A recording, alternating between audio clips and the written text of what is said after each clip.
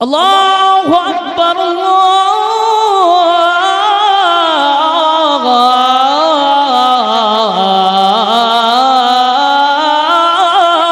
আকবার।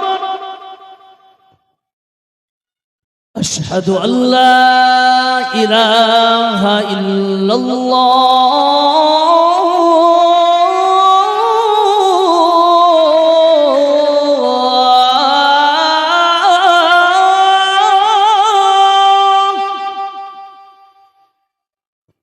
আশহাদু আল্লা ইলাহা ইল্লাল্লাহ।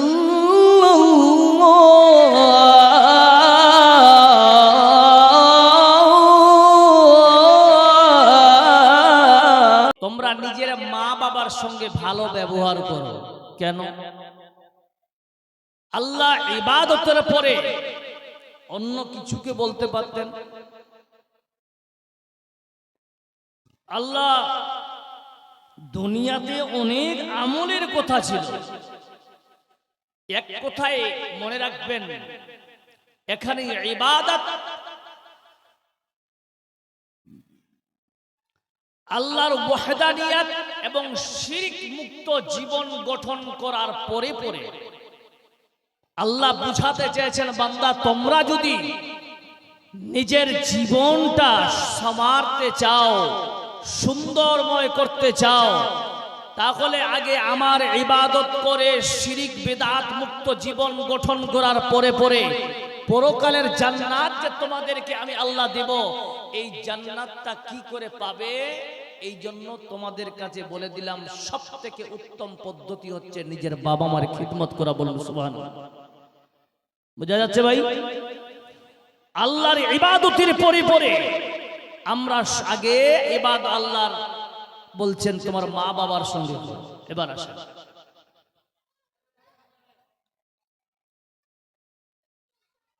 মা এবং বাপ ইনারা সর্বপ্রথমে আগে ইনারা বিয়ে করেছেন, বিয়ে করে আপনাকে ভূমিষ্ঠ, মায়ের পেট থেকে আপনি আমি ভূমিষ্ঠ দুনিয়াতে এসেছি, তারপরে সন্তান হয়েছি। এই জায়গায় একটা নেগেটিভিটি আলোচনা করা দরকার আছে।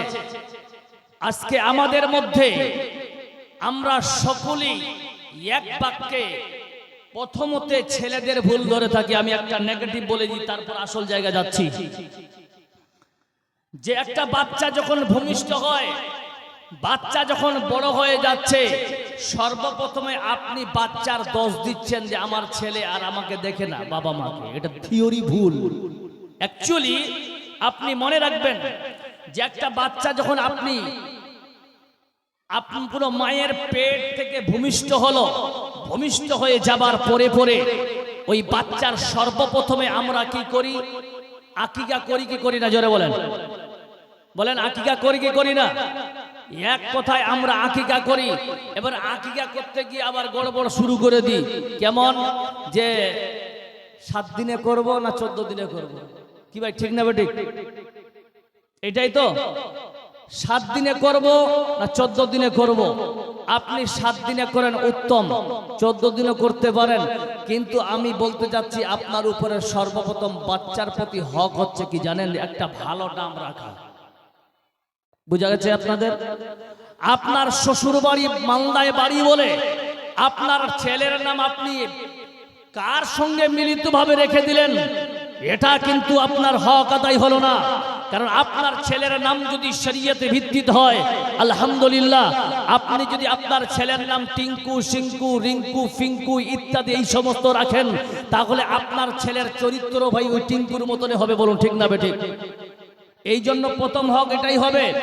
দ্বিতীয় কথায় আসেন, আল্লাহ সুবহানাহু ওয়া তাআলা বলছেন, বান্দা তোমরা যে আমার ইবাদতের পরে পরে মা বাবার সঙ্গে তোমরা করো। এখানে 5টা জিনিসকে বলেছেন আল্লাহ পাক। প্রথমে কি?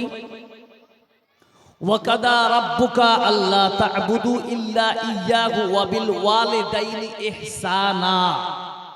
ইহসান কাকে বলে? ইহসান বলা হয় দয়া করা। ইহসান শব্দের অর্থ কি? দয়া করা। দয়া কাকে বলে? ইহসানের ছোট্ট করে একটা ব্যাখ্যা করে দিই আমি বাস। দেওয়ার সময় ইহসান শব্দের অর্থ দেখেন, দেওয়ার সময় বেশি দেন আর নেওয়ার সময় কম নেন, এর নাম হচ্ছে ইহসান। বুঝতে পারলাম? যদি বলেন কেমন, আমি শেখকে, আমাদের সভাপতি সাহেবকে আমি 5,000 টাকা ধার দিলাম, মনে করেন 5,000 টাকা আমি দান দিয়ে দিলাম ধার। এবার বেচারা যখন টাকা দিতে আসছে তখন আমি বললাম, ভাই 1,000 টাকা কম দেন। এরকম মানুষ আছে আমাদের এলাকায়, পাবেন? নেই। এটা একমাত্র হক রাখে আল্লাহ সুবহানাহু ওয়া তাআলা। জোরে বলুন সুবহানাল্লাহ। আল্লাহর যেহেতু এটা হক, আল্লাহ, আমরা এত পাপ করা সত্ত্বেও আল্লাহ আমাদেরকে আযাবে লিপ্ত করেন না। ঠিক না ঠিক ভাই? আমরা ইবাদত করি কম, কিন্তু আল্লাহ আমাদেরকে কত নিয়ামত দিয়েছেন, বলুন ঠিক? কিন্তু আল্লাহ বলছেন তোমরা পিতামাতার সঙ্গে ইহসান করো। ইহসান মানে কি? যে যেমন তোমার বাবা মা তোমাকে লালন পালন করে বড় করেছে, এবার এটা করছে বেটা তুমি শোনো, তোমার বাবা মা যখন বৃদ্ধা অবস্থায় হয়ে যাবে, বয়স্ক হয়ে যাবে, অনুরূপ যে রূপ তোমাকে তোমার বাপ দিয়েছিল, কোলে করে মানুষ করেছে, পেশাব পায়খানা করেছে, নিজ হাতে পরিষ্কার করেছে, তোমার বাবাও যদি বৃদ্ধ হয়ে যায়, তোমার মা বাবাকে তোমরা কি করো? ওইভাবে ইহসান করো, দয়া করো, রহম করো। বলুন সুবহানাল্লাহ। গেল কথা? এই জায়গায় আসেন, আজ আমাদের কমিউনিটির মধ্যে সব থেকে বড় যেটা খারাপ, ইহসানকে যদি দ্বিতীয় ভাগে বিভক্ত করা হয়, যার নাম হচ্ছে সিলা রাহিমি। এক কথায় বলা যাবে, আমি আপনাদেরকে বলি, খুব সংক্ষিপ্ত সময়, আমার 1 ঘন্টার মধ্যে আমার বিষয়কে শেষ করতে হবে, যে রহম একটা মানুষের প্রতি কেমন করা যায়। আজকে অনেক মানুষ অনেক রকমের প্রশ্ন করে, মাওলানা সাহেব বাবা মারা গেছে, বহুত অত্যাচার করেছি বাবার সঙ্গে, মাকে আমি ভালো করে দেখতে পাইনি, মৌলভী সাহেব কি করবো এখন? বলে কি বলে না ভাই? মনের মধ্যে আছে কিনা? কিন্তু শুনে রাখবেন বন্ধু, নবী করিম সাল্লাল্লাহু আলাইহি সাল্লামের একাধিক হাদিস আপনারা দেখে নেবেন। আল্লাহর নবী জনাবে মুহাম্মদ রাসূলুল্লাহ সাল্লাল্লাহু আলাইহি সাল্লাম বলছেন, পৃথিবীর মধ্যে একটাই গ্রুপ আমি দিয়েছি, যে গ্রুপের পায়ের নিচে জান্নাত, যার নাম হচ্ছে পিতা এবং মা। জোরে বলুন সুবহানাল্লাহ। দুনিয়াতে আল্লাহ নবী সাল্লাল্লাহু আলাইহি সাল্লাম সুখ দেখেন, এবার দেখেন জান্নাত কি করে পাওয়া যায়, জান্নাত কি করে পাওয়া যায়, আর আপনার হাত থেকে জান্নাত কি করে চলে যাচ্ছে। একটাই হাদিস আপনার সামনে রাখতেছি। প্রিয় মুসলিম ভাই, আল্লাহর নবী জনাবে মুহাম্মদ রাসূলুল্লাহ সাল্লাল্লাহু আলাইহি ওয়াসাল্লাম জুমার খুতবাতে উঠতেছেন, উঠতে উঠতে এক কদম দিয়েছেন, দ্বিতীয় কদমে এক কদমে আমিন বলছেন, দ্বিতীয় কদমে আমিন বলছেন, তৃতীয় সিঁড়িতে আমিন বলছেন। সাহাবারা অবাক হয়ে বলছেন, ইয়া রাসূলুল্লাহ, আজকের খুতবার মেম্বারে চড়াটা ভিন্ন মনে হলো, ইয়া রাসূলুল্লাহ ব্যাপার কি? আল্লাহর নবী সাল্লাল্লাহু আলাইহি ওয়াসাল্লাম বলছেন, শোনো, যেই ব্যক্তি আল্লাহর তরফ থেকে জিবরাইল আলাইহিস সালাম আমার কাছে এসেছিলেন, এসে বলছেন, ইয়া রাসূলুল্লাহ, ইয়া হাবিবাল্লাহ, আমি জিবরাইল আমিন বলতেছি, আপনার প্রথম সিঁড়িতে যে পা রাখলেন নবী গো, যেই ব্যক্তি রমজান মাস পাবে, রমজান মাস পাওয়ার পর যেই বান্দা নিজের গুনাহগুলোকে পরিষ্কার করতে পারবে না, নিজের গুনাহগুলোকে মোচন করে জিত করবে না, আল্লাহ তাকে ধ্বংস করুক। আমি মুহাম্মদ, জোরে বলুন সাল্লাল্লাহু আলাইহি সাল্লাম, আমি সঙ্গে সঙ্গে আমিন বললাম। 2 নম্বরে জিবরাইল বলতেছি, যে বয়স্ক বাবা মাকে পেলাম, যে বয়স্ক বাবা মাকে পেল, পাওয়ার পর বান্দা তার বাবা মার খিদমত করে দুনিয়াতে আল্লাহর জান্নাত হাসিল করতে পারল না, ওই বান্দা ধ্বংস হয়। আমি মুহাম্মদ বললাম আমিন।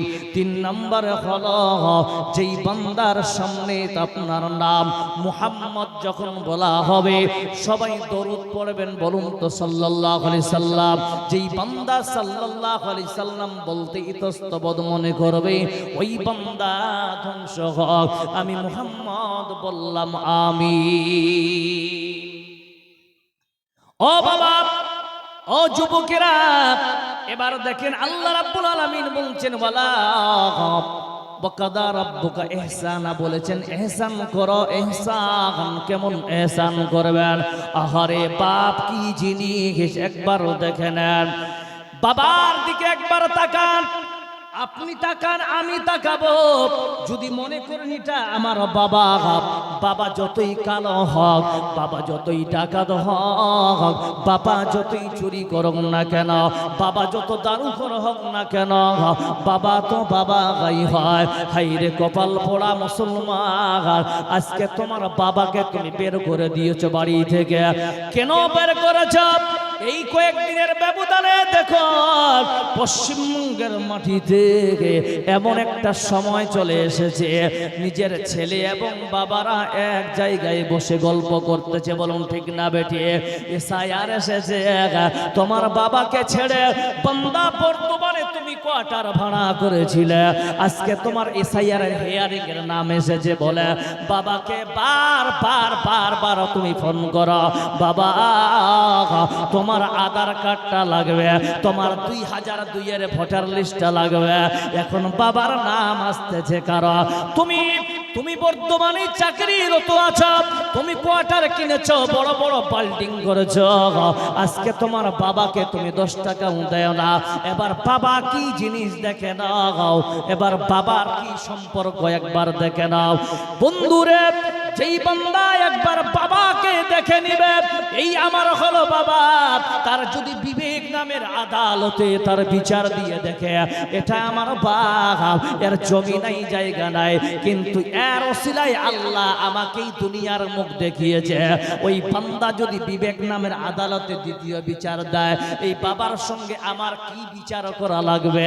ওই বান্দার বিবেক বলবে এই বাবা কত কষ্ট করে তোমাকে লালন পালন করেছে, ও বেটা তোমার বাবার চোখের পানি তুমি ফেলতে দেবে না, তোমার বাবা যতই খারাপ হন না কেন তোমাকে কান্দি করে মানুষ করেছে। আহারে বাবা খাইনি তোমাকে খাওয়াইছে, এই কোন শীতের মধ্যে লেহাব একটাই ছিল, নিচে অর্ধেক পা ঢুকিয়ে অর্ধেকে বডি তোমার ঢাকা দেয় না, আর নিজে ঢাকা না নিয়ে তোমাকে ঢাকা দিয়ে গরম জায়গা রেখেছে, এর নাম হলো বাবা। বেটারে তাহলে তুমি শুনে নাও, যেই বাবাকে তুমি কষ্ট দিয়েছো এত করে, তোমার বাবা তোমার কি করবে শুনে নাও। তোমার আজকে শ্বশুরকে তুমি যাকে তুমি বড় প্রাধান্য দিয়েছো, তোমার শাশুড়ি মাকে প্রাধান্য দিয়েছো রে বাবা। এবার শোনো, তোমার শ্বশুর এবং তোমার বাবার সঙ্গে কি গভীর সম্পর্ক, কি পার্থক্য দেখে নাও।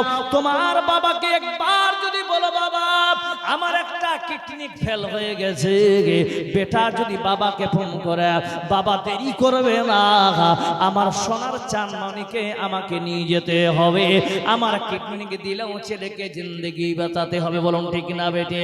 শ্বশুরকে বলে দেখবেন বাবা পাবেন না।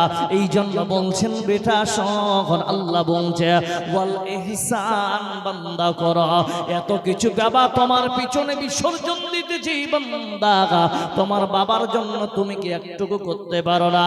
কেন করবেন, কিভাবে করবেন? আসেন হাদিসের একটার ব্যাখ্যা করি। ইহসানের দ্বিতীয় নম্বরে ব্যাখ্যা হলো শোনো, কেউ যদি যান আপনি যদি বাবাকে কেমন কথা বলবেন, আপনার বাবার সামনে আপনি কোনোদিনই হেউ প্রতিপন্ন কথা বলবেন না। এমনও লিখেছেন বড় বড় ওলামারা, বাবা বুড়া হয়ে গেছে আর কাপড় পরেও বোঝা যায় জুয়ান লাগবে কি না, না তবুও বাবাকে বলবেন বাবা খুব সুন্দর লাগছে আপনাকে। এই মিষ্টি কথা যখন বাবা শুনবে নিজেকে অনুভব মনে করবে আমি হয়তো জুয়ান আছি, বুড়া হয়নি। বন্ধু এটা হলো সুন্নতের কথা। এইরকম কথা যদি বাবাকে বলেন বন্ধু সলফে সালিহিন লিখতে গিয়ে লিখেছে, বান্দা যদি ওই মুহূর্তে কোনো বাপ এই কথা শোনার পরে মুখ থেকে যে দোয়া বের হবে, এই দোয়াটা আল্লাহর কাছে যদি কবুল হয়ে যায়, বান্দা কামিয়াব হয়ে যাবে। বলুন সুবহানাল্লাহ। বুঝা গেল ভাই? এক নম্বর ইহসান, দুই নম্বর গেল, তিন নম্বর ইহসানের তাফসীর। আপনাকে টাকা দিয়েছে বাবা, জমি দিয়েছে, আপনার দায়িত্ব কি? লে বিল্ডিং লে খাড়া কর।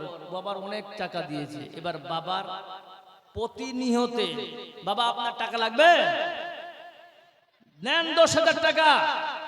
আল্লাহর কসম করে বলতেছি, একবার কোন ছেলে তার বাবাকে 10,000 টাকা দিয়ে দেখবেন, একটা টাকাও খরচ করবে না ইনশাআল্লাহ। এর নাম বাবা। জোরে বলুন সুবহানাল্লাহ। একবার দিয়ে দেখবেন যে বাবা এই টাকাটা রাখেন, আপনি খরচ করেন, খরচ করবেন নিজের ইচ্ছা মতো। আল্লাহ বলছি, বাবা একটা টাকাও খরচ করবে না। কেন? আমার বাবার যে টাকা কমে যাবে, এটার নাম বাবা। জোরে বলুন সুবহানাল্লাহ বিহামদিহি। এটা হচ্ছে ইহসান। বলছে তোমার বাবা তোমার উপরে ইহসান করছে, ও বান্দা তোমার পিতার উপরে তুমি ইহসান করো, আর তারপরে তুমি 10,000 টাকা দাও। বাবা খুশিতে উল্লাসে বলছে না, বেটা দিচ্ছে। বলছে বেটা শুন, আমার জায়গায় এরকম ভালো নেই, কোনো আলমারি নেই, বেটা তুই রাখ। এর নাম হচ্ছে বাপ। জোরে বলুন সুবহানাল্লাহ। খুব সংক্ষিপ্তে বলছি। 3 নম্বর ইহসান। 4th নম্বর ইহসানের তাফসীর। আপনার বাবা অসুস্থ, আপনার বাবা অসুস্থ, এর নেগেটিভটা যা, বেটা অসুস্থ হয়ে গেছে, বেটা অসুস্থ হয়েছে, স্ত্রী অতটা সময় দেবে না যতটা সময় আপনার বাপ আর আপনার মা দিবে। ঠিক না ঠিক? জোরে বলেন। বাপ পরিশান হয়ে গেল, সামান্য পেটের ব্যথায় মায়ের চোখের অশ্রু বন্ধ হয় না, নিজের পিতার চোখের পানি বন্ধ হয় না। আল্লাহ বলছেন দেখ, তোর পিতা তোর মা তোর জন্য চোখের পানি ভাসাচ্ছে, অথচ তোর স্ত্রীর চোখ থেকে এক ফোঁটা চোখের পানি বের হয় না। তোর স্ত্রীর চোখের পানিটা হবে আর ইজি, অন্য টাইপের, আর মা বাবার চোখের পানিটা হবে হাকিকি, সত্য। বলুন সুবহানাল্লাহ বিহামদিহি।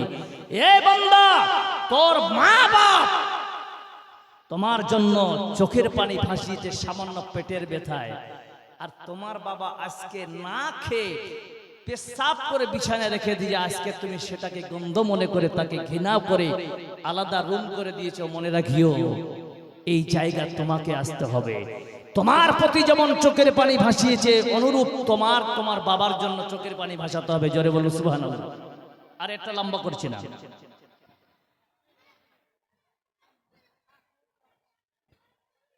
ইম্মা ইয়াবলুগান্না ইনদাকাল কিবারু আহাদুহুমা আও কিলাহুমা। আল্লাহ বলছেন দুইজনের মধ্যে একজন, দুইজন মানে মা বাবা, অথবা একজন যদি কেউ বৃদ্ধ হয় বা বৃদ্ধা হয়, বুড়া বুড়ি যদি কেউ হয়ে যায়, বয়স্ক যদি হয়ে যায়, ফালা তাকুল্লাহুমা উফ। উফ কথাটা এসেছে, আমরা হাদিসে শুনেছি, বারবার বলি না মা বাবাকে উফ অব্দি বলা। উফ মানে কি বলেন না? এক কথায় আঘাতের সবথেকে নিম্ন স্তরে যেটাকে বলা হয়েছে সেটা হচ্ছে মনে হয় না একটু সুই আপনার লাগলো, উফ, এইটা তো, এটা আঘাতের সবথেকে নিম্ন স্তর। বাট যেহেতু নিম্ন স্তরটাকে বলা হয়েছে উফ, তার মানে পিতা মাতাকে উফ শব্দটা আঘাত দেওয়ার ভাষাটাও যেন মুখ থেকে না বের হয়, বরবাদ হয়ে যাবেন, ইহকাল বরবাদ পরকাল বরবাদ হয়ে যাবেন। বলো ঠিক না ঠিক? কথাগুলো বুঝে আসছে আপনাদের? উফের ব্যাখ্যা 1 নম্বর গেল। 2 নম্বর উফিউ ওয়ালা তানহারহুমা ওয়ালা তাকুল্লাহুমা কাওলান কারীমা। আল্লাহ বলছেন উফ তো দূরের কথা, তাহলে কথা কেমন বলতে হবে? বাবা মার সঙ্গে কথা কেমন? সিনা তান কে নেহি, सर झुका के बात कर क्योंकि वो तेरा बाप है। বলুন সুবহানাল্লাহ। বাপের সামনে মাথা নত, মাথা উপরে নয়। এখনকার বাজারে উল্টা হয়ে গেছে, নেগেটিভ। কি বেটা এখন বড় ঠিকাদার হয়ে গেছে, বিশাল টাকার মালিক, বাবা ভয়ে ভয়ে ছেলের কাছে যাচ্ছে। বলুন ঠিক না বেঠিক? আছে না? শোনেন ও ভাই, আপনাকে বলি, ও ছোট ভাই, ও ভাই তোমাকে বলি, তুমি যতই কোটি টাকার মালিক হও না কেন, তোমার বাবার সামনে তোমাকে মাথা নত করে থাকতেই হবে। তুমি যতই আম্বানির সঙ্গে সমতুল্য করো না করো নিজেকে, তবুও তুমি ফান্নার বেটা। বলুন ঠিক না বেঠিক? এটা চলবে না। যদি তোমার বাবার সামনে গাউজরি করো, মাথা উঁচিয়ে তোমার বাপ তোমাকে ভয় করে, আর তোমার যদি অহংকার বেড়ে যায়, তোমার ইহকাল পরকাল দুটাই বরবাদ। এটাই হাদিয়াটা বুঝাচ্ছে। উফিউ ওয়ালা তানহারহুমা ওয়ালা তাকুল্লাহুমা কাওলান কারীমা। তোর বাবার সঙ্গে কথা বলবে নরম ভাবে। কেমন ভাবে? খুব নরম। বাবার সামনে গিয়ে, বাবা ভালো আছেন? জি বলেন বাবা, আমার ভুল হয়ে গেছে আব্বা, আমি করতে পারবো না। অথচ আপনি বুঝতে পারছেন আমার বাবা বয়স্ক, আমি যেটা সিদ্ধান্ত নিতে যাচ্ছি অ্যাকচুয়ালি সে সিদ্ধান্তটা 100% সেটাকে মানতে রাজি হবে, কিন্তু বাবার যে সিদ্ধান্তটা সেটা আদৌ করলে কিন্তু উল্টো হয়ে যাবে। তবুও বাবাকে আপনি সুযোগ দেন বলার মতো, আপনাকে সুযোগ দিতে হবে। এই সুযোগটার মধ্যে যদি আপনি সুযোগটা না দেন, আর না দেওয়ার কারণে আবার আসবে, দেখেন উফ বেটা তুই মানলি না রে আমার কথা। আছে না নাই? যারা বলুন আছে না নাই? যখন বাবা নিজে দেখবে এই যে উফ বলছে আমার ছেলের কথাটা আমার মানলো না, বাইরে দেখছে না আমার সিদ্ধান্তটা ভুল, বাবা নিজে ডিসাইড করবে যে আমার সিদ্ধান্তটা ভুল। বলছে বেটা শোন, তুই যেটা করেছিলি ওটাই কর, এর নাম বাবা। বলুন সুবহানাল্লাহ। গেল ভাই 3 নাম্বার। এবার আসেন হাদিসে আসছে, আমি এবার গুলো পড়ছি না, সময় খুব সংকীর্ণ। নবী করিম সাল্লাল্লাহু আলাইহি ওয়াসাল্লাম বলছে যে সব থেকে তোমাদের মধ্যে হকদার কে? বলছে যে তোমার মা, তারপরে কে? তোমার মা, তারপরে কে? তোমার বাপ। 2 বার হক মায়ের বলেছেন, তাই না ভাই? এই মায়ের হককে আদায় করতে গিয়ে এই জায়গায় একটা আর বিষয় নেগেটিভ আলোচনা করি। মা 2 বার, বাপ 1 বার। কারণ মায়ের 2টা হক, একটা জন্ম দেওয়ার সময় যে কষ্ট, এটার একটা হক, আর একটা হচ্ছে লালন পালনের হক, দুগ্ধ পান করিয়েছে করেছে। বলুন সুবহানাল্লাহ। এই 2টার জন্য আল্লাহ পাক বলছেন, তোমার নবী সাল্লাল্লাহু আলাইহি ওয়াসাল্লাম বলছেন তোমার মায়ের 2টা হক আর বাপের একটা। এবার হক আদায় করছেন আপনি বাবা মায়ের। এবার যদি হক আদায় করছেন, মৌলভী সাহেব বাবা মাকে আমি ভালো করে দেখতে পেলাম না, প্রত্যেকটার সলিউশন আছে। সলিউশন কি? নবী করিম সাল্লাল্লাহু আলাইহি সাল্লাম বলছেন, যে ব্যক্তির বাবা মারা গেছে, মা মারা গেছে, আল্লাহ নবী সাল্লাল্লাহু আলাইহি সাল্লামের কাছে এসে বলছেন, আইয়ুল আমালুল আহাব্বু ইলাল্লাহি আজ্জা ওয়া জাল, ইয়া রাসূলুল্লাহ সবথেকে ভালো পছন্দনীয় আমল কি আল্লাহর কাছে? উনি বলছেন as-salatu ala ওয়াক্তিহা, সবথেকে উত্তম হচ্ছে সময়ের উপরে নামাজ পড়া, সময়কে কেন্দ্র করে নামাজ পড়া, যেটা সময় নামাজের সেটা পড়া। 2 নাম্বার বিররুল ওয়ালিদাইন, বাবা মায়ের সেবা করা, বাবা মায়ের খেদমত করা, এদেরকে মর্যাদা বা এরকে পিতামাতার মর্যাদাকে সামনে রেখে তাদেরকে সেবা করা।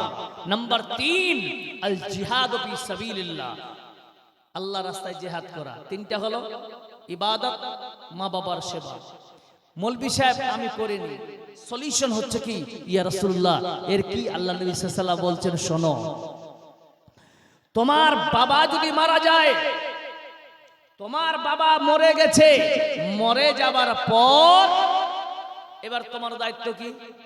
2টা দায়িত্ব। প্রথম দায়িত্ব হচ্ছে কি, তোমার বাবা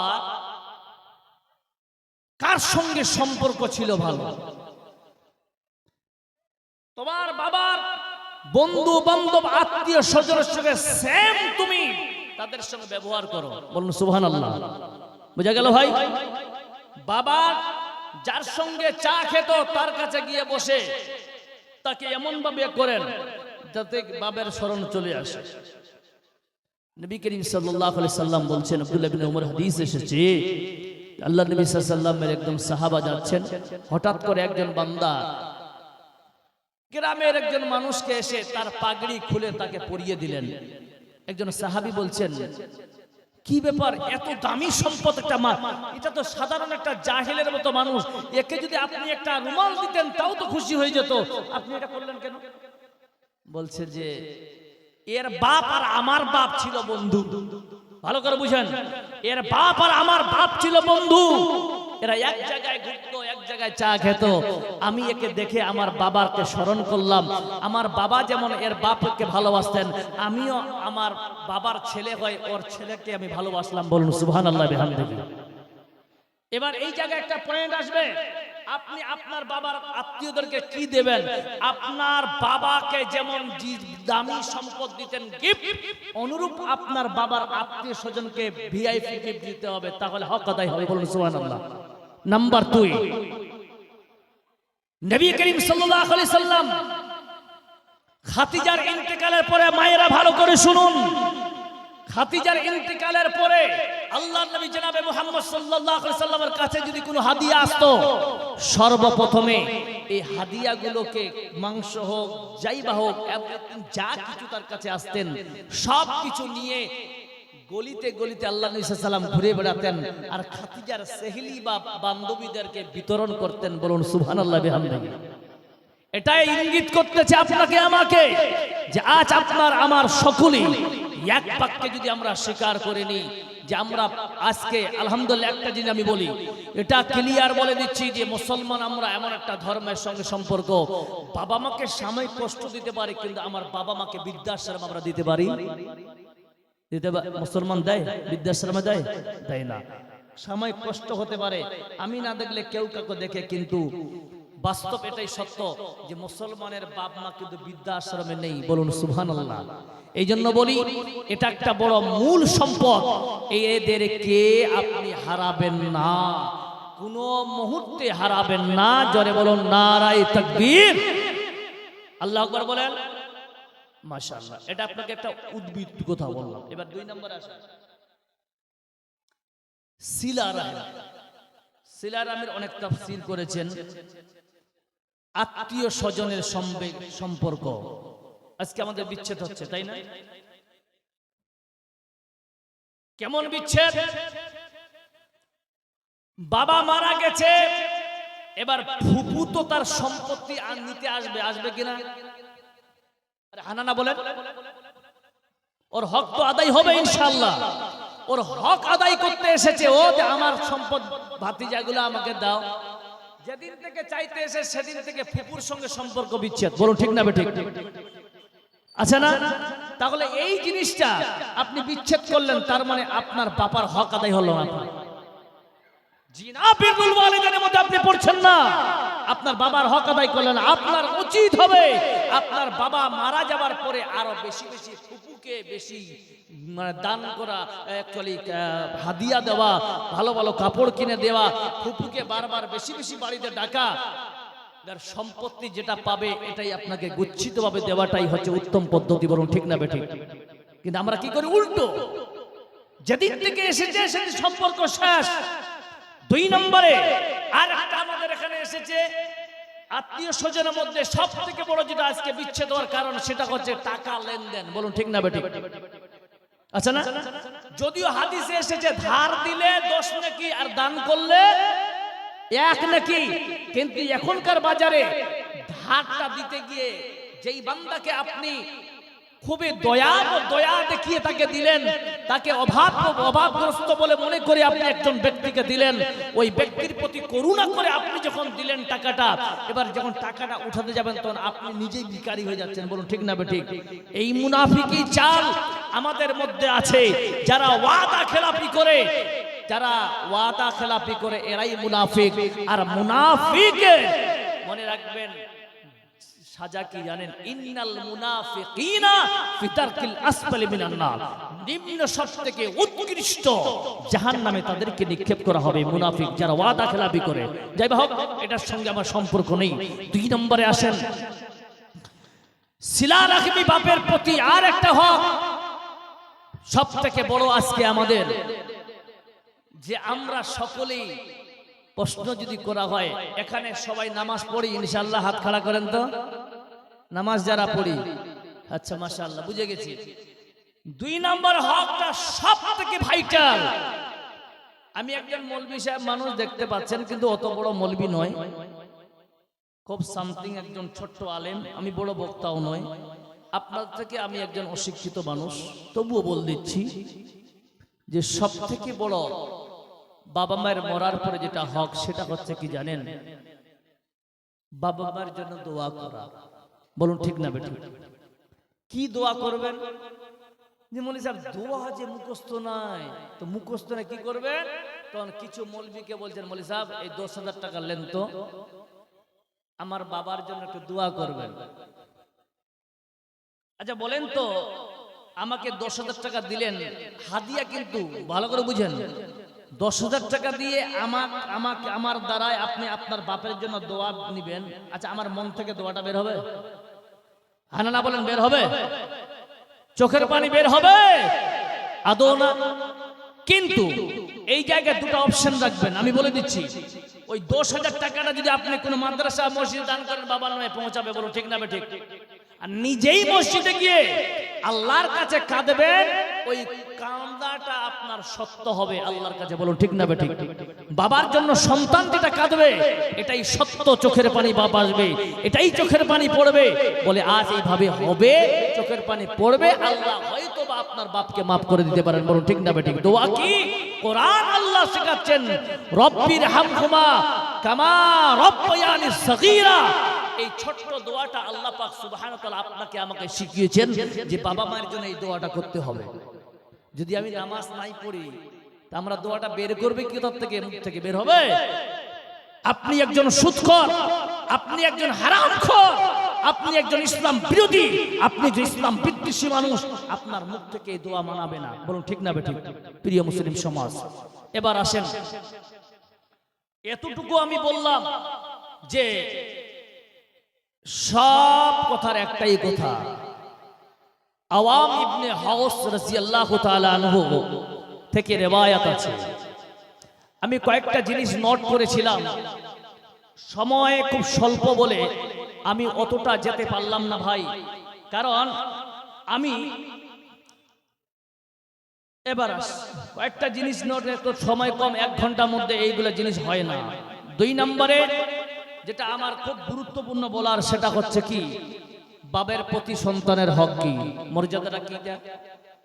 আর একটা আসি, আজকালের জামানায় আমি এই কথাটা বলি বারবার করে, বেটা আলাদা হবে, এটাই কথা সত্য, তাই না?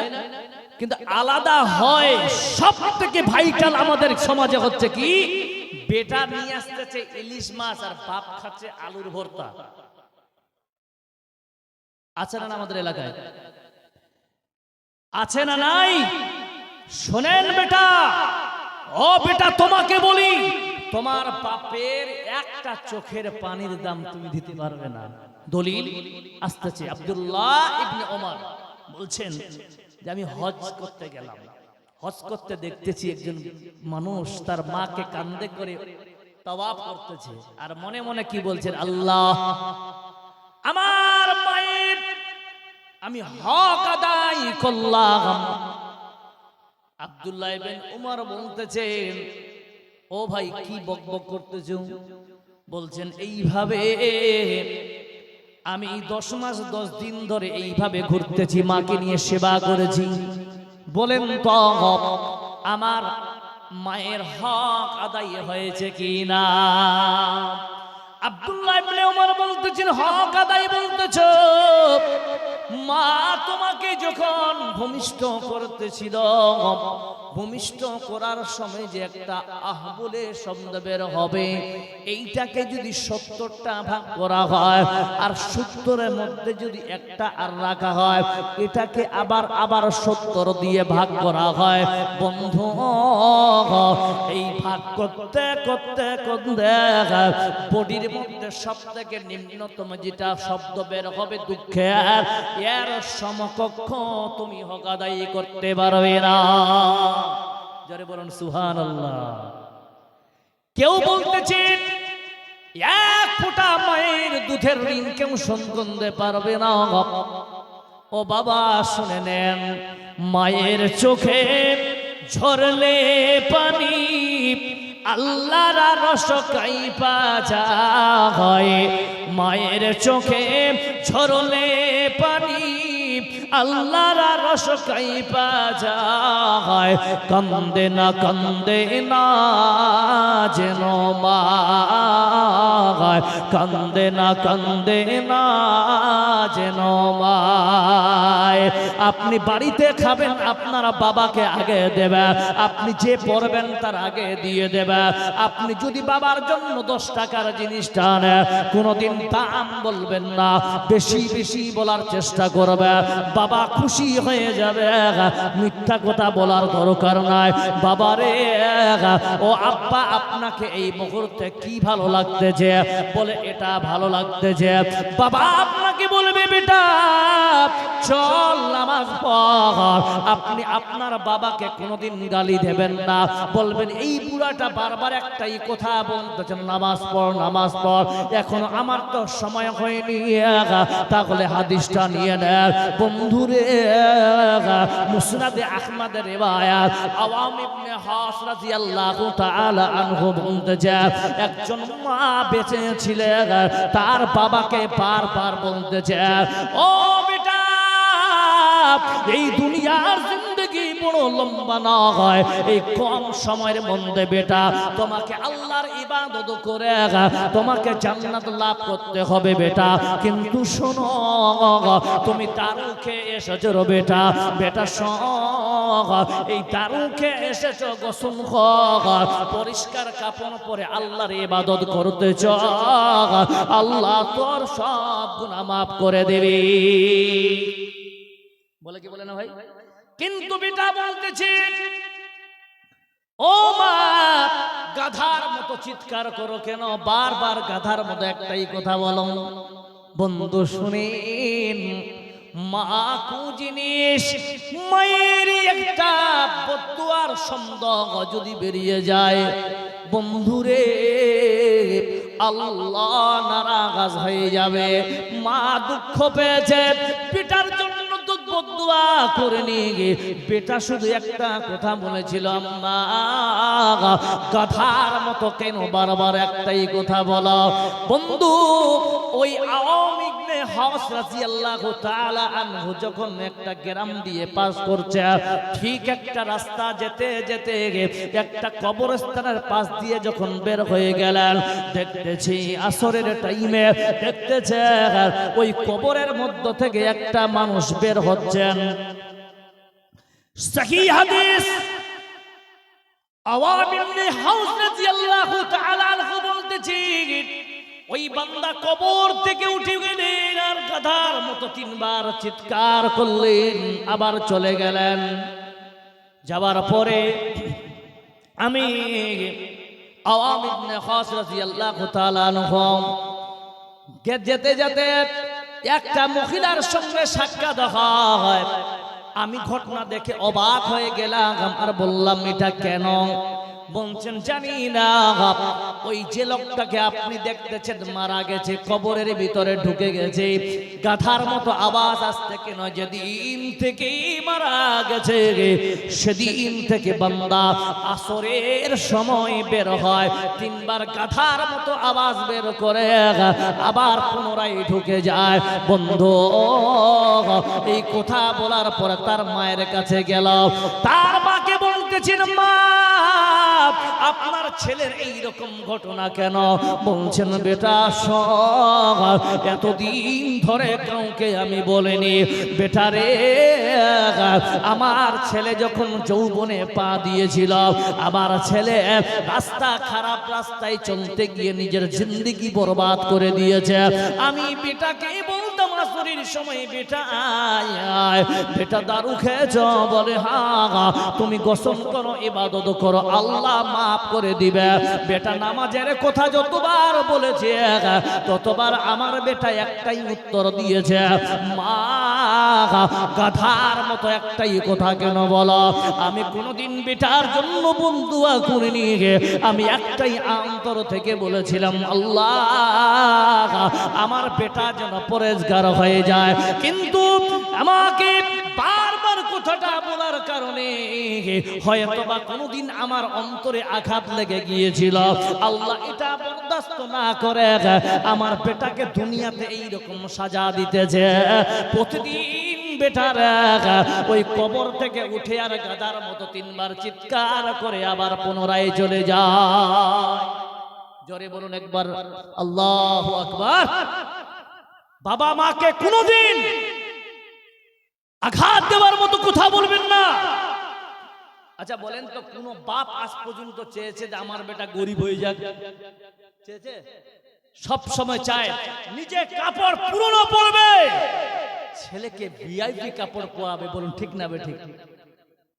নিজে কম খাবে, বেটাকে ভালো খাওয়াবে। এখনকার বাজারে আমাদের জেনারেশনে অনেক শিক্ষিত হতে পারেনি টাকার অভাবে, ঠিক না বেঠিক ভাই?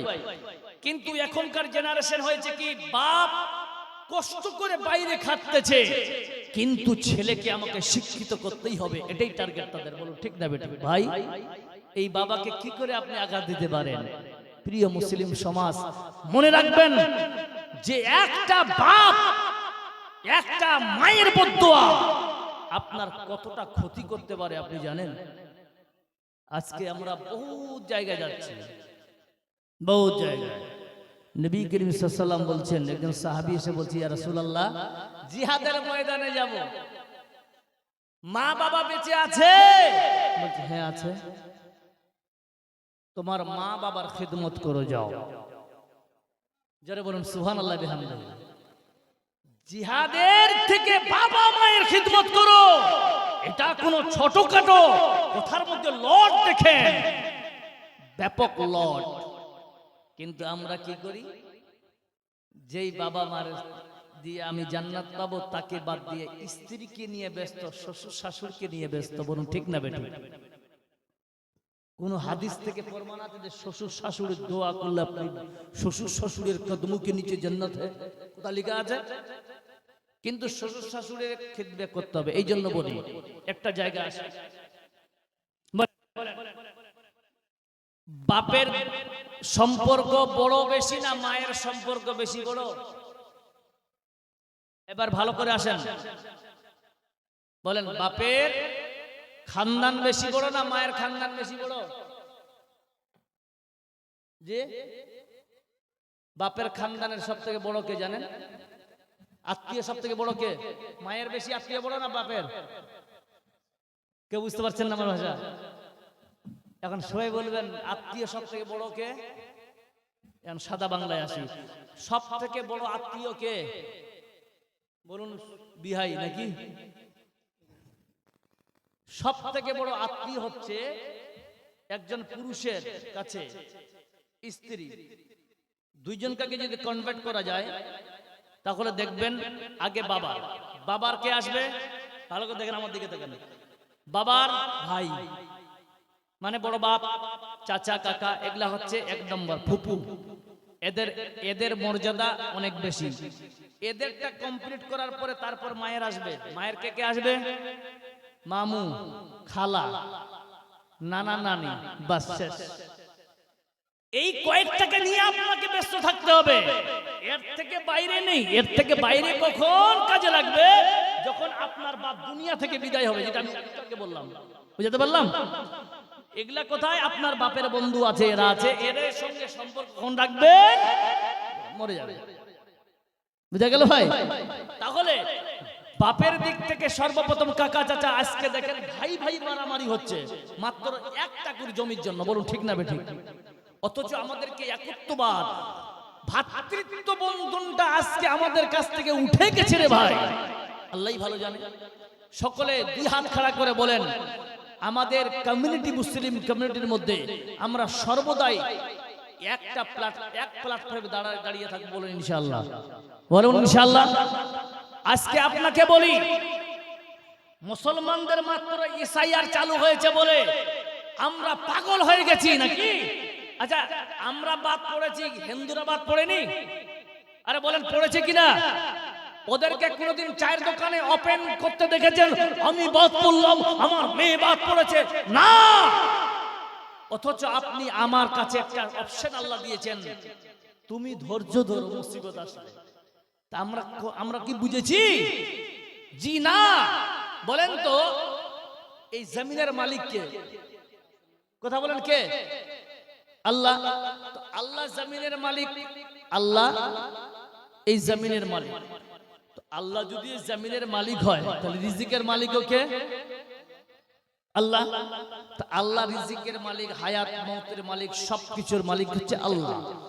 তাহলে আমাদের যদি বিপদ হয়, ওয়াইজা আসাবাতুহুম মুসিবা, যখন আমাদের কাছে কোনো মুসিবত আসবে তো আমাদের কার কাছে যাওয়া দরকার? সর্বপ্রথমে এসআইআর আল্লাহ কার কাছে যাওয়া দরকার? বিএলওর কাছে, তাই না? কি ভাই, বিএলওর কাছে? আল্লাহ বলছে জি না। এই জায়গায় আমরা মুসলিম কমিউনিটি আমরা বিশাল একটা ভুল রাস্তায় চলেছি। আল্লাহ বলছেন যে কোনো বিপদগামী হও না কেন, সর্বপ্রথমে আমার মসজিদে গিয়ে হাজিরি দিয়ে আসো, দরখাস্ত দাও। কাকে দরখাস্ত দিতে বলেছেন? আল্লাহ বলছে আমাকে দরখাস্ত দাও, পৃথিবীর প্রত্যেকটা সমাধান আমার কাছে আছে। বলুন সুবহানাল্লাহ বিহামদিহি। দলিল দলিল বলছেন ওমাই ইয়াত্তাকিল্লাহা ইয়াজআল লাহু মাখরাজা। আল্লাহ বলছেন তুমি আমাকে ভয় করে আমাকে হাজিরা দিয়েছো, তোমার সমাধান আমি আল্লাহ করব। সূরা তালাক আয়াত নাম্বার 2। কিন্তু আমরা উল্টা, দূর খালে কাগজের কাগজ জেরক্স আর দৌড়াচ্ছে বিওলো, একবার না 7 বার। আমি মনে করি যে একটা বিওলোর কাছে আমরা কমসে কম 10 বার গেছি। বলুন ঠিক না বেঠিক? আচ্ছা আপনারা কি বাংলা বুঝছেন নাকি? নেই গেছি কিনা? তাহলে 10 বারের মধ্যে একটা বারের জন্য আল্লাহর মসজিদে কেউ গেছি? বলেন এখানে কে গেছেন? আমি আল্লাহর কাছে বলেছি আল্লাহ তুমি একটু দেখিও, দেখে বলেছি 2 রাকাত সালাতে হাজাত পড়তে। সালাতে হাজাত মানে প্রয়োজনীয় নামাজ পড়তে বলেছেন। কিন্তু আমরা গেছি? যাই নাই। আমরা ওই জায়গায় যাইনি, কিন্তু গেছি কোথায়? যেখানে সলিউশন নেই। দিলাম কাগজ, ফের এখন হেয়ারিং আসছে, লেন এখন। এটা আমাদের পরিশানি করা হচ্ছে, কিন্তু সমাধান আল্লাহ করবে নিশ্চয়ই। ধৈর্য ধরুন, আল্লাহর কাছে যান। এই জন্য বলছি, আমি বলতে চাচ্ছিলাম ওই জায়গাটাতে যে আমাদের কাছে যখন একটা ধৈর্যের সাবজেক্ট আল্লাহ দিয়েছেন, যে যারা ধৈর্যধারী, যারা ধৈর্য ধারণ করে থাকবে, ওয়াস্তাঈনু বিস-সাবরি ওয়াস-সালাত, নামাজের মাধ্যমে যারা ধৈর্য ধারণ করবে আল্লাহ তাদের জন্য জান্নাত তৈরি করেছেন। বলুন সুবহানাল্লাহ বিহামদিহি। তো ভাই, প্রিয় মুসলিম সমাজ, বলতে গেলে অনেক লম্বা হয়ে যাবে। তো আমি আপনাকে বলি, এখানে যিনারাই আছেন বসে সব আপনারা হাই লেভেলের শিক্ষিত, আলহামদুলিল্লাহ। একটাই কথা বলি যে মা বাবা খুব অমূল্য সম্পদ, বিশাল একটা অমূল্য সম্পদ। এই সম্পদকে দুনিয়ায় যতদিন বেঁচে থাকবো আমরা হাতছাড়া করব? যারা বলেন করব না। এবার যদি কেউ করেনি, যদি কেউ হাতছাড়া করেনি, তাহলে হবে কি? বুখারী শরীফের হাদিস, দ্বিতীয় খণ্ডে হাদিসটা নিয়ে এসেছেন। জুরাইজ নামে একজন বনি ইসরায়েল, একটা ওয়াকিয়া নবী করিম সাল্লাল্লাহু আলাইহি ওয়াসাল্লাম লিখছেন। জুরাইজ নামে নবী করিম সাল্লাল্লাহু আলাইহি ওয়াসাল্লাম বলছেন 3 বাচ্চাকে আল্লাহ কথা বলিয়েছেন। ঈসা আলাইহিস সালামকে, তার মাকে দুনিয়ার সমস্ত মানুষের সামনে সত্য প্রমাণ করার জন্য, ইউসুফ আলাইহিস সালামকে জুলেখা থেকে খারাপ ইলজাম, জেনার ইলজাম থেকে বাঁচানোর জন্য, আর জুরাইজকে একটা বাচ্চা তাকে জিনাকারী হিসাবে এলাকার লোক গণ্য করেছিল। জুরাইজ ছিলেন বিশাল আল্লাহওয়ালা মানুষ। মা বাবারা, এই হাদিসটার মধ্যে কয়েকটা পয়েন্ট বের হবে, ভালো করে শুনেন। যারা, আমি এই কথাটা, এই হাদিসটা এই জন্য আনলাম যে আমাদের আজকে বেশিরভাগ আমরা বাবা মাকে ছেড়ে বসেছি, বেশিরভাগ বোঝা মনে করে নিয়েছি। আর একটা জিনিস জানেন, আমি খুব খারাপ লাগে আমাকে, মনে করেন একটা উদাহরণ দিচ্ছি, তারপর হাদিসটা নিয়ে আসতেছি। আমরা 5 ভাই, ঠিক? 5 ভাই মিলে আমরা বাবা মাকে এবার ভাগ করছি। কেমন? 1 মাস বড় ভাই খাওয়াবে, ভালো করে দেখেন আমার দিকে, হচ্ছে না না আপনাদের দিকে? 1 মাস 4 নম্বরটা খাওয়াবে, 1 মাস 3 নম্বর খাওয়াবে, 1 মাস 2 নম্বর, 1 মাস 1 নম্বর। এবার খাওয়ানোর ধরনটা দেখেন, বড় ভাই 1 মাস বাপকে খাওয়াবে আর ছোট ভাই 1 মাস খাওয়াবে বাপকে। যেই মা বাবা সুন্দর করে কষ্ট করে সংসারকে তৈরি করে তোমাদের 5 ভাইকে লালন পালন করতে গিয়ে তাদের শরীরের চামড়া পর্যন্ত উঠে গেছে, তুমি আজকে বড় হয়ে তোমার মা বাবাকে খাবার সময় আলাদা করো? বলুন ঠিক না বেঠিক? এই ভাই আপনাকে বলি, এই বাবার আপনি কোথা থেকে পেয়েছেন যে বাবা আমাকে আলাদা করেছে? আমি নিজেই শুনেছি, কিন্তু এটার একটা সুন্দর পদ্ধতি আপনাকে বলছি, আপনাকে ডিভাইড করা দরকার নেই। 5 ভাই 5 রকমের, ভাইয়ের স্ত্রী 5 রকমের তরকারি রান্না করেছে, বাপ মাকে একসঙ্গে খেতে দিবেন। 5 ভাই যদি 5 রকমের তরকারি পায়, এরা বেশি খুশি হবে কি হবে না? জোরে বলেন, হবে কি হবে না?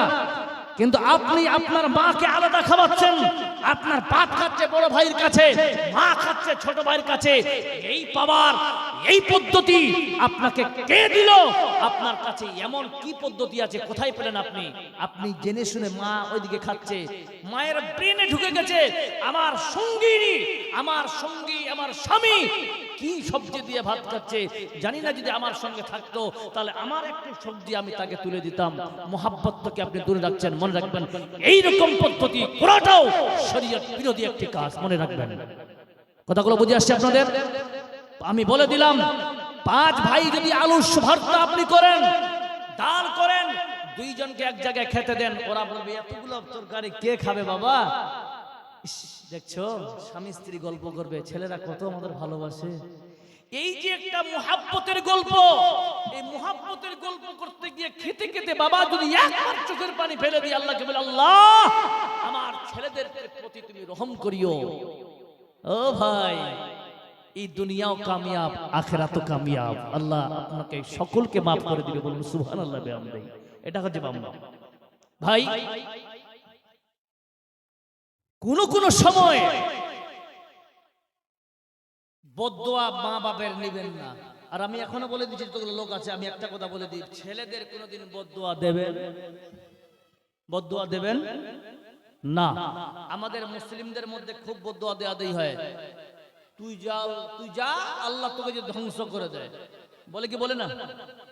আল্লাহ তোকে ধ্বংস করুক, যে টাকা দিল না তুই ফকির হয়ে মর। এইরকম বদদোয়া দেওয়ার আপনাকে পারমিশন দেয়নি। হাদিস কি আসছে শুনেন, নবী করিম সাল্লাল্লাহু আলাইহি ওয়াসাল্লাম বলছেন, কোন বান্দা যদি কোন বান্দাকে বদদোয়া দেয়, তো বদদোয়া দিতে গিয়ে কি হয় জানেন? বদদোয়া দিতে গিয়ে অনেক সময় ওই বদদোয়া কিন্তু যদি আমি মনে করেন, যদি আমি বদদোয়া দিই, ধরে নেন আমি আপনাকে বদদোয়া দিলাম, কিন্তু আপনার ওই বদদোয়ার কিন্তু যোগ্য নন, ভালো করে বুঝেন। তাহলে ওই বদদোয়া আপনারা যোগ্য না, তাহলে বদদোয়া আসমান এবং জমিনের মাঝখানে হাওয়ার মতো উড়ে বেড়াবে। ঠিক আছে, হাওয়ার মতো উড়ে বেড়াবে। হঠাৎ করে ওই বদদোয়া কিন্তু আপনারা যোগ্য না, ঘুরে ফিরে আমার কাছে আসবে।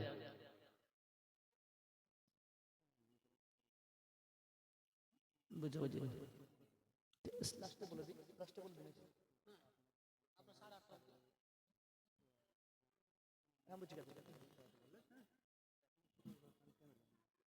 বুঝে গেছি। জি ভাই,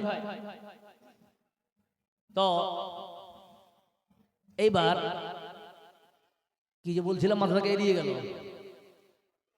হ্যাঁ, বদদোয়া নেওয়া যাবে, বাবা মার কাছে নেওয়া যাবে, আপনিও দিতে পারবেন না, কাউকে বদদোয়া দিয়েন না। এই জন্য সৌদিতে একটা কথা বলি, সৌদি মানুষের একটা জিনিস ভালো আছে, আপনি ওদেরকে দোয়া দিতে পারেন কিনা, আপনাকে খুব ভালোবাসবে। দোয়া দিতে শিখেন, ওরা একটু বারাকাল্লাহু তাবারাক, বারাকাল্লাহু ফি আহলিকা ওয়া মালিকা, হ্যাঁ বারাকাল্লাহু ফি হায়াকা ওয়া মায়া, এবার সব কিছু ওরা খালি দোয়া, যত দোয়া দিবেন তত আপনাকে ভালোবাসবে, বুকে জড়িয়ে নেবে। আর আমাদের মধ্যে কি আছে যদি আমরা কাউকে দোয়া দিতে গিয়ে ইতস্তত বোধ মনে করি হবে যদি দোয়া কবুল হয়ে যায়, বলো ঠিক না বে ঠিক?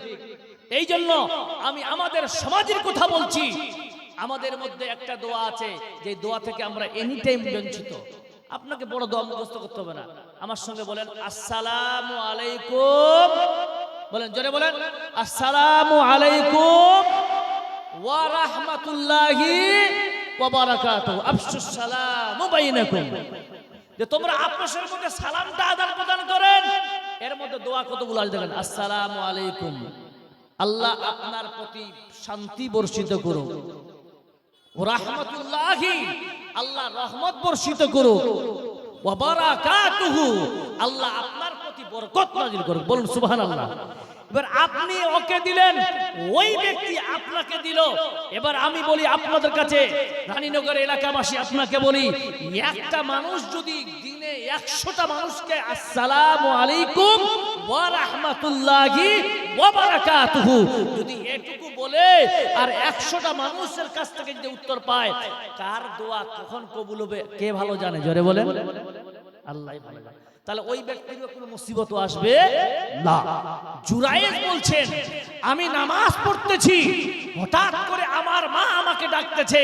দেখেন বদদুয়া কতটা কারেন্টের মতো লেগে যাবে। বলছেন যে আমি নামাজ পড়তেছি আর আমার মা ডাকতেছেন, বেটা জুরেশ আমি ডাউট করছি যে নামাজ ছেড়ে দিব না মায়ের কথা শুনবো।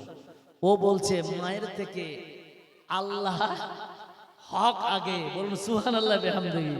এটাকে উনি মাথায় ক্যাচ করে সঙ্গে সঙ্গে উত্তর না দিয়ে নামাজ পূর্ণ করলেন। ওর মা রেগে বলছেন, আল্লাহ যতক্ষণ না কোনো বেশ্যার ছলনায় যতক্ষণ পড়বে না ততক্ষণ সে যেন তার মরণ না হয়। জুরাইজ বলতেছে ওই এলাকার আল্লাহ বলা একজন বড় বুজুর্গ মানুষ ছিলেন। ওই জুরাইজ তার বুজুর্গিয়াত সারা দেশে প্রকাশ হয়ে সবাই তাকে সম্মান করে। হঠাৎ করে একজন বেশ্যা চিন্তা করলো যে একে কি করে জেনায় মতো যখন তোমার একটা ফাসাদে তাকে ফেলে দিই। চিন্তা করলো অনেকবার ট্রাই করেছে কিন্তু ট্রাই কাজে দেয়নি। হঠাৎ করে তিনি করলেন কি, একজন রাখালের সঙ্গে সম্পর্ক করে নিজের পেটে বাচ্চা জন্ম নিয়েছে, পেটে সম্পর্ক খারাপ করেছে, জেনা করেছে। বাস এবার সে বলে বেড়াচ্ছে এই সন্তান পেটে যেটা আছে এই সন্তানটা হচ্ছে জুরাইজের। কথাগুলো বুঝে আসছে? জুরাইজের সন্তান। বাস ভূমিষ্ঠ যখন হলো, জুরাইজের উপরে সব রেগে গেল। আমাদের এলাকাতে আমরা তো আবেগী মুসলমান কিনা, বুঝা নাই সুজা নাই। কোন মৌলবীকে ধরা পড়ে গেল, কোনো কিছু খারাপ ধর আগে মার, ধর মারটাই আমাদের বেশি। বলুন ঠিক না ঠিক? বুঝা নাই সুজা নাই। এই জন্য যে কোনো কাজ করবেন চিন্তা ভাবনা করে তারপর ডিসাইড করবেন আমি করব কি। কথাগুলো বুঝে আসছে? এলাকাবাসী জুরাইজের মাটির বাড়ি ছিল, যেখানে ইবাদত করতেন। আমি খুব সংক্ষিপ্ত বলছি, ইবাদত গাটা ভেঙ্গে ভুঙ্গে বরবাদ করে দিলেন। প্রচুর মার মারলেন, মারতেই আছেন ছাড়ছে না। হঠাৎ করে জুরাইজ বলছেন, আচ্ছা আমাকে মারছেন কেন? দেখেন অনেকক্ষণ পর বাড়ি টাড়ি সব কিছু ক্লিয়ার করার পর ভেঙ্গে ভুঙ্গে তারপরে বলছে আমাকে মারছেন কেন? বলে তুমি নাকি ওই মহিলার সঙ্গে জেনা করে তার বাচ্চা পেটে রেখে দিয়ে বাচ্চা ভূমিষ্ঠকে যা, তুমি বলছে কি করেছো? ফের মারতে লেগেছে। বলছে ভাই একটু আমাকে ওই বাচ্চার সঙ্গে বাচ্চাটাকে একটু দেখতে একটু পারমিশন দেওয়া যাবে? আমি একটু দেখবো তার কি পারমিশন আছে আপনাদের কাছে?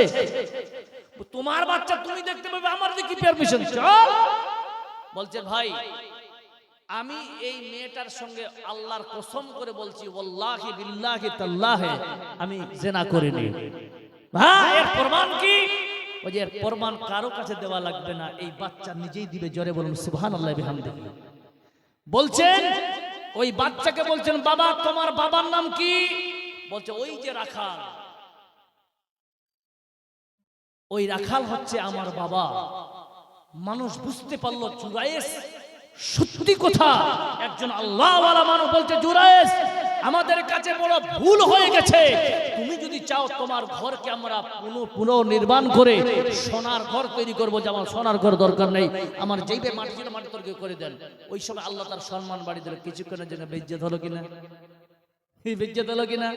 কারণ একটা উপায় দিয়েছেন যে মা বদুয়াটা কতটা কাজে লাগতে পারে।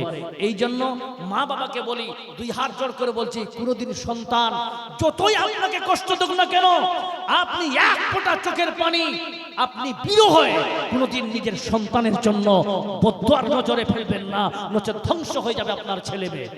বলুন ইনশাআল্লাহ।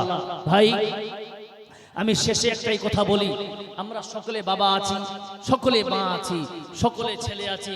এক বাক্যে দুই হাত খাড়া করে বলেন, আমরা জীবনে বাবা মাকে কষ্ট দিব না। জোরে বলেন ইনশাআল্লাহ। দুই হাত খাড়া করে বলেন, দুই হাত সবাই খাড়া করেন। বাবা মা যতদিন বেঁচে আছে একে অমূল্য সম্পদ মনে নয়, মনে করবেন যতদিন মা বাবা বেঁচে আছে আপনার জান্নাতটা রেডি আছে। এতটুকু আপনি মনে রাখবেন, যতদিন বাবা মা বেঁচে আছে দুনিয়াতে আপনি জান্নাত দেখতে পাচ্ছেন, কোনো মুহূর্তের জন্য বাবা মাকে আপনি কষ্ট দিবেন না। জোরে বলুন ইনশাআল্লাহ। ভাই এই জন্য একজন কবি লিখেছেন, খাবে গফলত মে সোয়ে হুয়ে মুমিন ऐशो इशरतो दिखाने से क्या फायदा, आंखों खोलो उठो याद रब को करो, उम्र यूं ही गवाने से क्या फायदा, क्यों अपने रब को जवानी में भूलागे तू, और ताकत के बोते पे भूलागे तो, जब जवानी ढलेगी तो पछताएगा, ऐसे रोने रुलाने से क्या फायदा।